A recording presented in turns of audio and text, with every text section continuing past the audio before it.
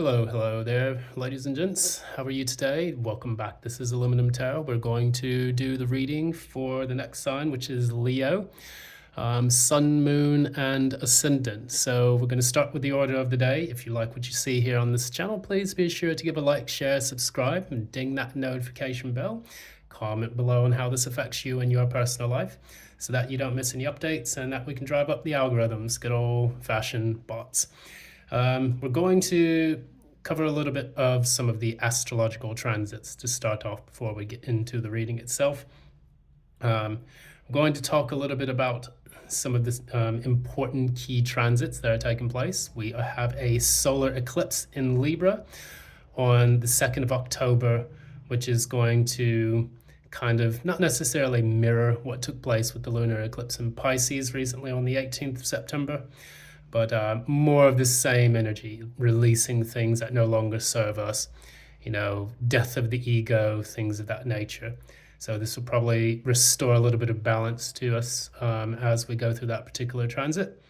We'll then have Pluto going direct in Capricorn on the 12th of October, which is going to make, for lack of a better phrase, all hell break loose in our material world and in the societal structure and order.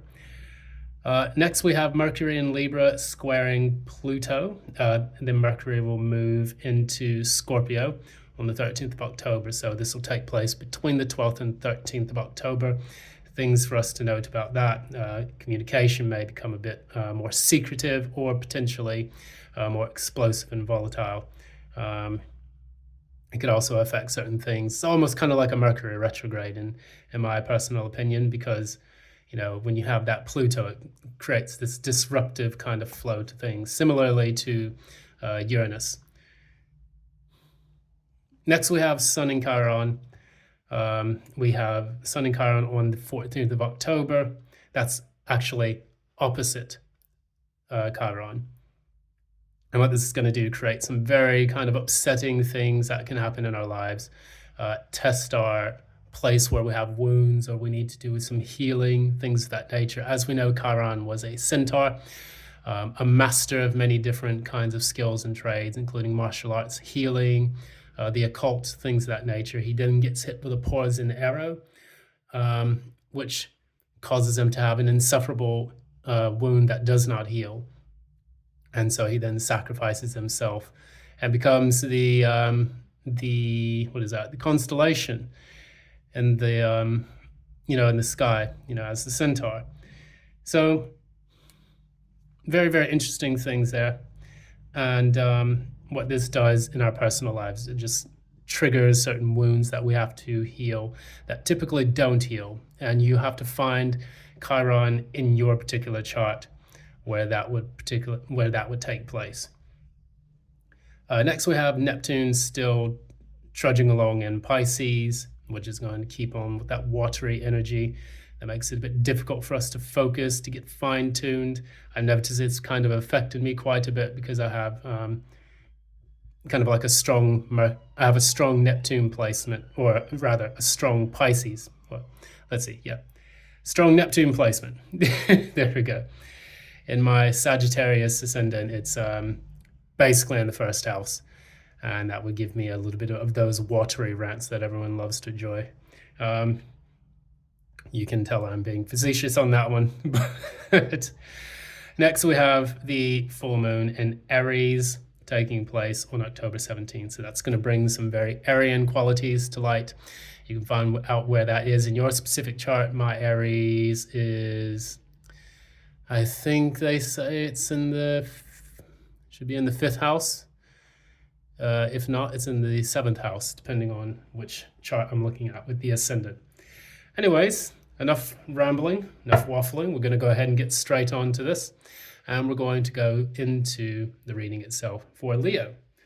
I'm just going to concentrate on shuffling the cards, getting them in the right positions, because I think the energy's been a bit scattered for the last few readings. What's going on with Leo, Sun, Moon, and Rising for October 2024? What's going on with Leo, Sun, Moon, and Rising for October 2024.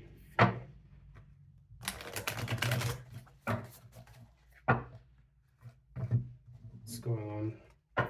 Leo, Sun, Moon, and Rising for October 2024.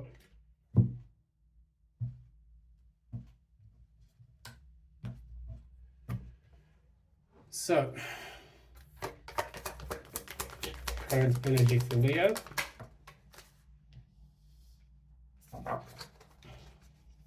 Leo's challenge.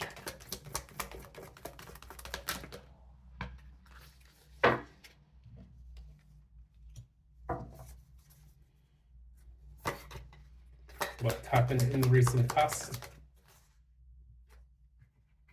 What happened in the near future? What's going to happen in the near future?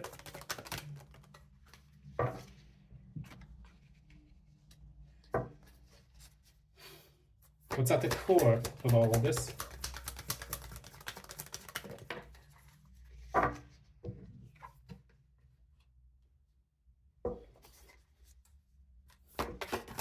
At the crowd.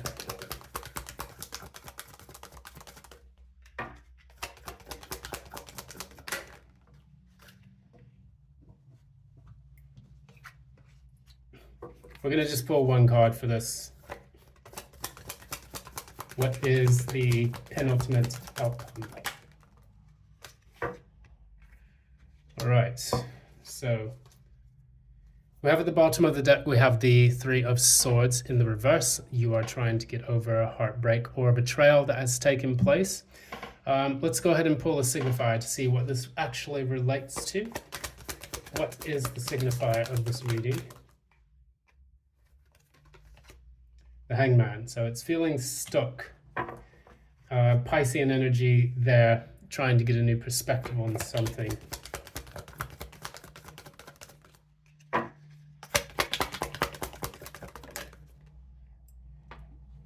And so it's the Four of Wands.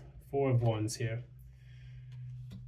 So you had something that you celebrated in the recent past, and now that's kind of devolved into a bit of conflict and competition that feels unnecessary in your life.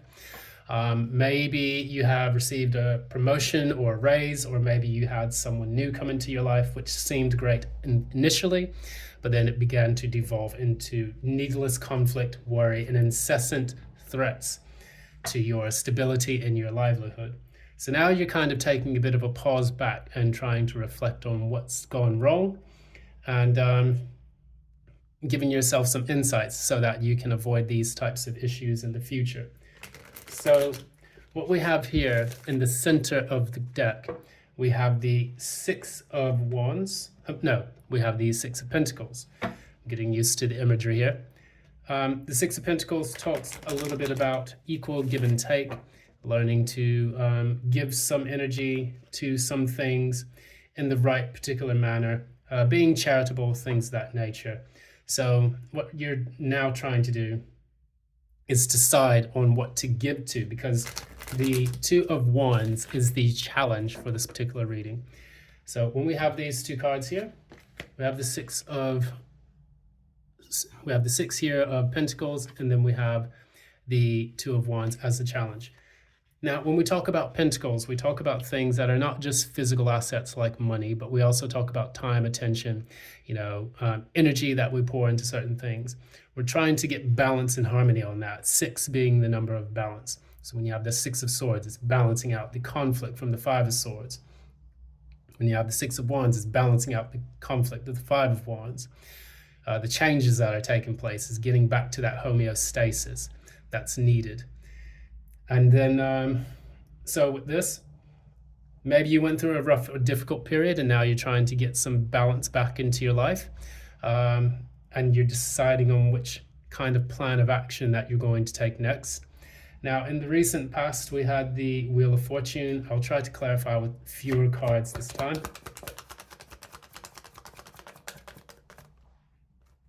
So with the Wheel of Fortune, you had the Two of Swords here. Perhaps you had kind of a bit of a windfall in the past. Your fortunes may have increased, but then it kind of left you at a bit of a stalemate. The reason for the stalemate could be of any reasons. Maybe the offer was a bit dubious at the time, and maybe you feel like it's cost you quite a bit. Now, you do have the Two of Swords and the Two of Cups. So those are two twos right there. Twos being balanced between two opposite, figures. So perhaps it could be a relationship. It could, for example, for some of you Leos out there, you had a relationship that seemed too good to be true in the recent past. You felt that you have found your fortunes with someone particularly, and now it's not really working out in that case because what we have in the near future is the Strength card. Now, we talk about Two of Swords and the Two of Cups can almost feel like you're avoiding pouring your energy into something, or being a bit indecisive about a generous offer that someone else gives you. The Wheel of Fortune is there though, and so the wheel can actually turn for the better or for the worse, depending on how you approach it or how the situation plays out. So if you write in the comments below how this actually affected you in the recent past. Say, for example, with the job, you were given a job promotion, or maybe put yourself in the spotlight, or you were given some perks and benefits, but it came from a place that your intuition was kind of telling you, not sure if you should really do this, but knowingly went along with it. And now you're at this impasse where you're trying to get balance in your life, because right here you have the Strength in the reverse in the near future, which indicates a period of exhaustion. Clarify the Strength card, spirits. Clarify the Strength card. All right. So that's kind of why I think this is a bit of a work-related situation for many people, or at least something dealing with stability. We have the King of Pentacles in the reverse, clarified by the Hierophant reverse. These are both Taurus cards. This could be also Taurus, Virgo, Capricorn. So if you are in a work situation and you are with or your superiors are like a Taurus, Virgo, or Capricorn, then that would be one place where this resonates. This is normally a person who's self-absorbed in their work. Maybe you, at this particular situation in the near future, are so bogged down by tasks and work that you feel that it's a bit difficult for you to have the strength and the fortitude to continue and to proceed. With the Hierophant in the reverse also, it's almost like a disconnect from something that you had a commitment to. So for example, if it's a relationship where you are in there long term and you feel that maybe it's a bit draining to you, you've had to put a lot of energy and resources into it just to keep it afloat, then that's when you would say, okay, I kind of concede, I fold, I give up. If it's a job situation where you're just kind of like, I need some time off because this is absolutely bogging me down and I just don't have the energy or the resources or the wherewithal to continue. Now, with the Strength, we have the Leo here. So this is your card in very much essence. It's the card number 11, if I'm not, well, it says, yeah. It should be 9. I think they got that in, I think that, no. 9 is the card of the Hermit. 10 is the Wheel of Fortune. And then you go from, yeah. Okay, yeah, it's 11. Let's go with that. With this, we see the infinity symbol on the lion's head. And in this particular card, the lion is holding a rose. The white rose is a rose of peace. So it's almost like the negative things, or the beast within, your fears, doubts, insecurities, things of that nature that would normally be part of your shadow self. It's almost like it's giving you a peace offering at this time, but in the reverse, it's kind of like that peace is long delayed. And so, for example, if you are dealing with people who have strong Leo qualities, or, well, you yourself are the Leo, it's almost like the king of the jungle needs a bit of a break, or needs a bit of a rest, because you're depleted, and also you lack maybe potentially the courage to continue to move forward. Oftentimes because you feel that people have put you in a position where you have to be so focused on your material resources that it's almost crippling and overwhelming. So a bit of a difficult situation there. Let's move on to the Queen of Wands reverse. This is at the core of this reading, and what it talks about is someone who either doesn't have the confidence, similarly to the Strength in reverse, or it can say to someone that you are very, very angry and upset about your lot in life. We'll clarify just to be sure. Queen of Wands reverse. Okay, so we have the Fool and we have the Justice. So these are two major arcana cards here. With the two of these coming out, what it shows us is that we want to take a risk. Okay, no, this popped into my head. So I'm going to follow my intuition on this one. You took a risk and a gamble on something in the past because you thought that it would actually give you some kind of stability and a bit of a good give and take in your life. However, now what you're seeing is that that isn't really the case.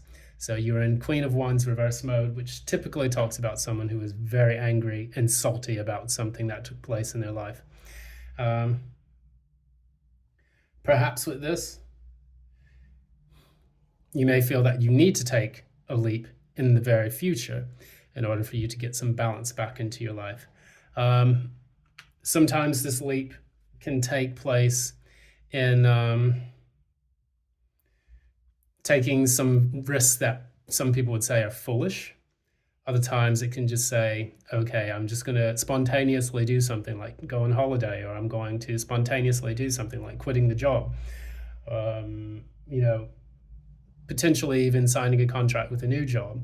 So that way you can be in a better position in your life where you don't have to get into this negative, bogged down energy that you see coming up in the near future. Looking further upwards, we have the Four of Swords in the crown position. What's taking place? Should I even take this? Okay. So the two cards that popped out here are the Nine of Swords and the Seven of Cups in the reverse. So the Four of Swords is a break, and the Four of Swords tells us that we need to get clarity on the Three of Swords at the top of the person's head in the traditional Rider-Waite, which is typically heartache, the loss, the things that you felt. We saw that at the bottom of the deck with the Three of Swords that was there. So you're trying to move from the Three of Swords to the Four of Swords, which is reflecting on the Three of Swords with the Ace of Swords underneath you, getting that clarity of vision, taking a break, a pause so that you can recuperate, regenerate your energy. This is caused because I'm trying to do this in a more algorithmic approach. This because of these things. This because of these things. So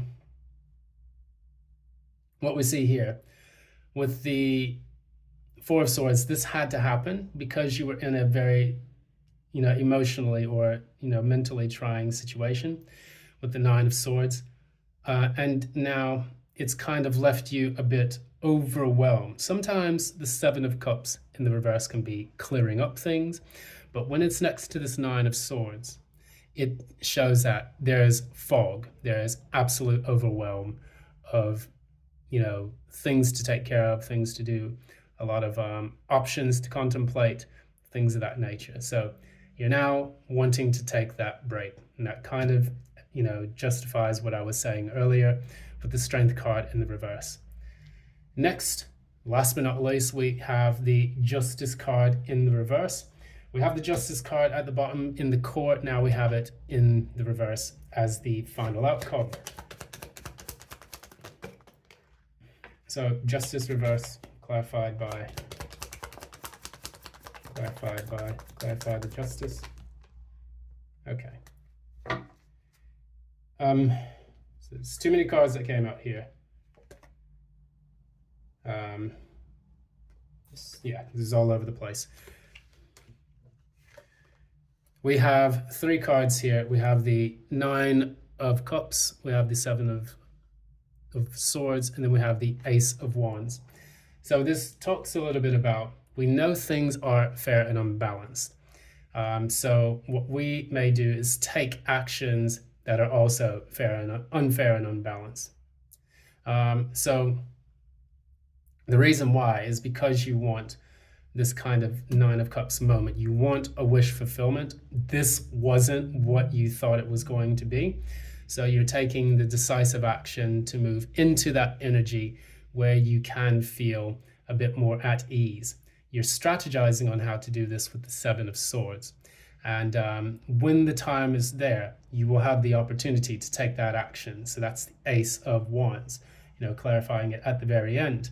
Because the aces are typically opportunities offered to you, so that way you can have a fresh start on your life.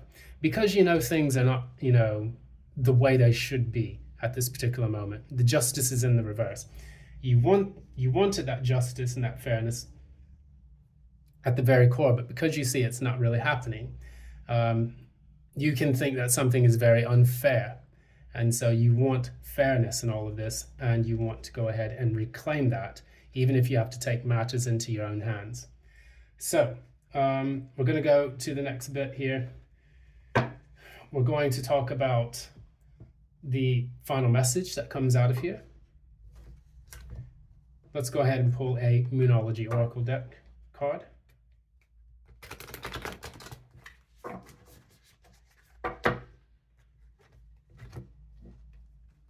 Okay, what's the message you have for beautiful Leos?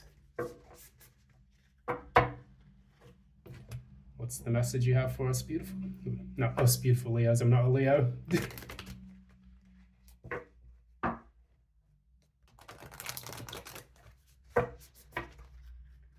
All right.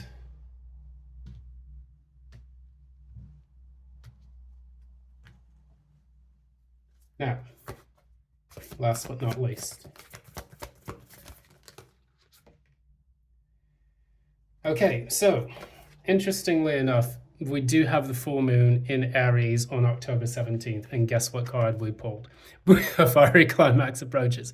Full moon in Aries. So you may see these changes take place around the 17th of October when the full moon in Aries does come.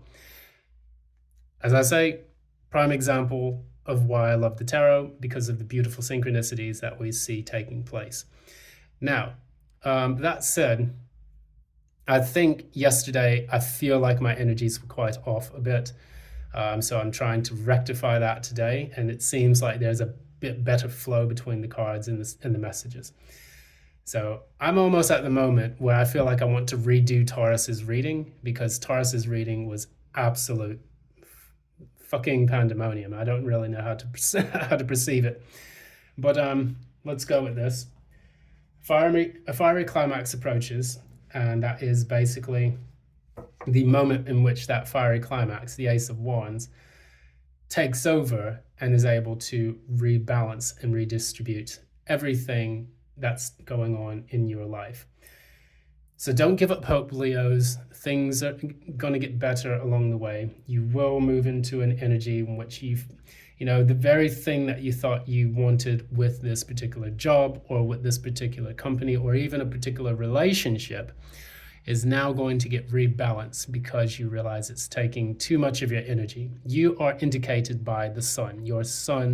The sun is the ruling planet for Leo, and that is the health, the vitality, and all of those things. And you don't want anyone stealing that from you, because you represent that. That is your very essence. And so in all of this, I just say, I wish you the best of luck. I hope that things do work out for you, and that actually you're able to overcome this difficult period that is encroaching upon your life. So that's pretty much the reading. Thanks so much. This has been Aluminum Tarot. If you like what you see here, please be sure to give a like, share, subscribe, ding that notification bell so that you don't miss any updates from future postings. Comment below, how is this actually affecting you in your life? And are you looking forward to the new solar eclipse in Libra on the 2nd of October and that full moon in Aries? How is this going to affect your life if you have those placements in your chart? Also, if you'd like a personal reading with me, one that is in tune with your specific energies and not the energies of the collective, feel free to reach out to me in the information provided in the description box below. Thank you so much. I sincerely appreciate your time, love, energy, and support, and right back at you, love and light. Until next time.